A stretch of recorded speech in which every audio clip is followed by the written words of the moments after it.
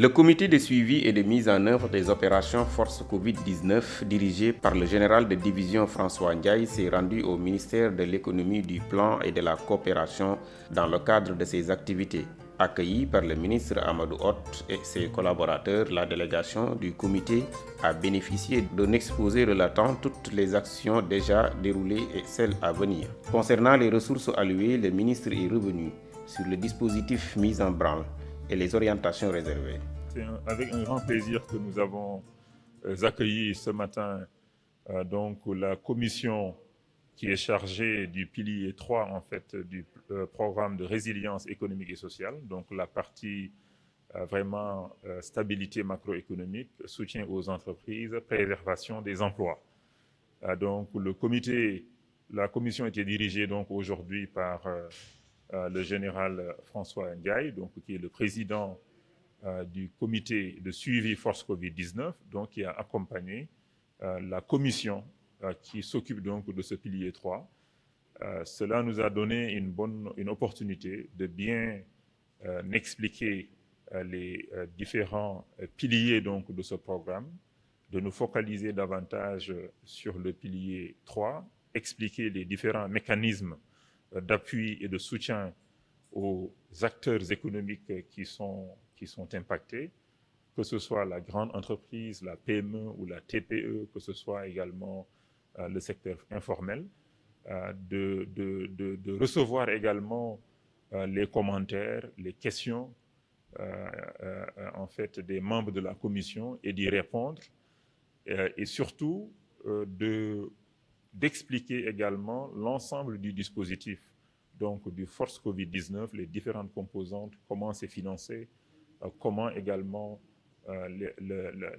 l'utilisation en fait de ces fonds du Force est faite, quelle est la part de chaque secteur, quel est le mécanisme qui permet en fait d'atteindre les ayants droit, en tout cas les impactés par Force Covid-19. Et nous avons eu des échanges très fructueux et nous allons certainement continuer nos échanges avec la commission autant de fois que ce sera nécessaire. Donc le général nous a demandé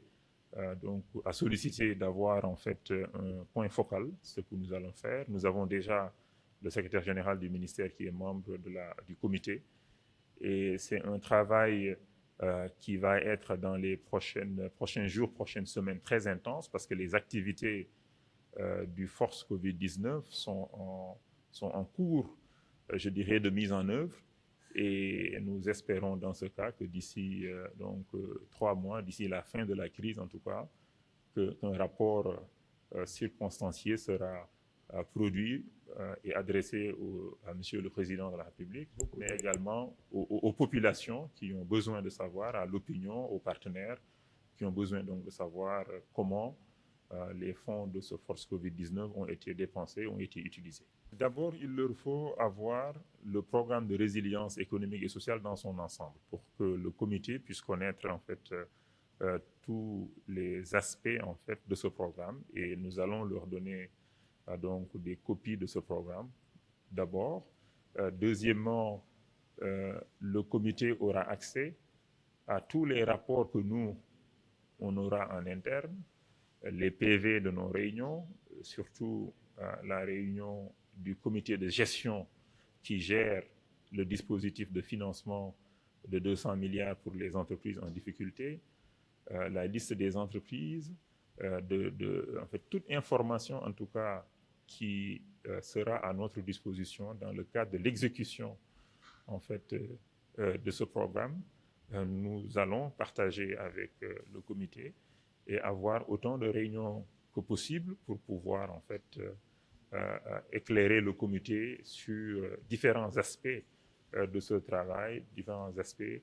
de l'exécution en fait de ces dépenses. Le comité de suivi était composé de membres de la commission de la stabilité macroéconomique et financière, un des 4 axes prioritaires. Nous sommes là au ministère des Finances, de l'économie, de la coopération et du plan. Effectivement, qui est un peu la cheville ouvrière de la conception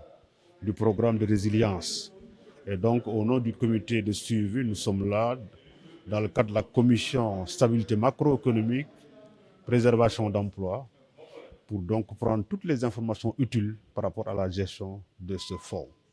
Et il faut se féliciter de la transparence, en tout cas, que nous avons trouvée. Le ministre, monsieur le ministre lui-même nous a rassurés par rapport donc à la gestion de ces fonds. Nous avons toute l'information utile aujourd'hui par rapport au montant destiné aux forces Covid, mais aussi par rapport aux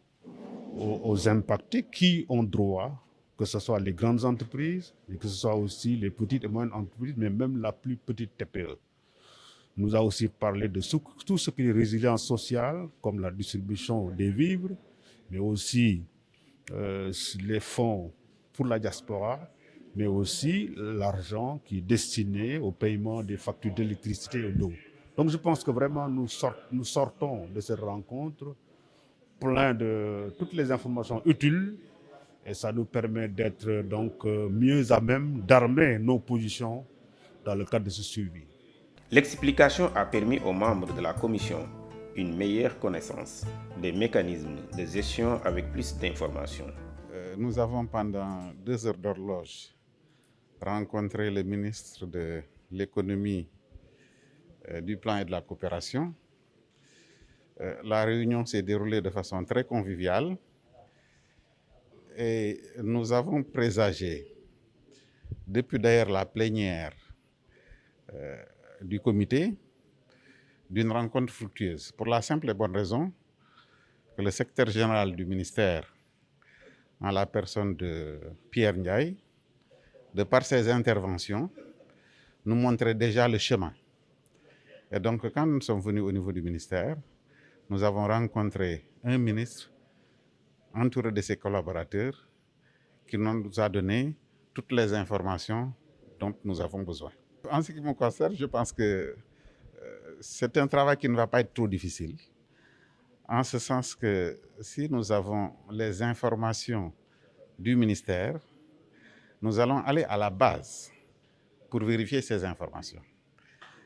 De façon théorique, l'exposé a été extraordinaire. Alors le ministre promet de nous donner des documents. C'est notre première visite, hein. Nous n'allons pas visiter simplement ce ministère, nous allons visiter les autres ministères techniques. Notre rôle, c'est de faire le suivi,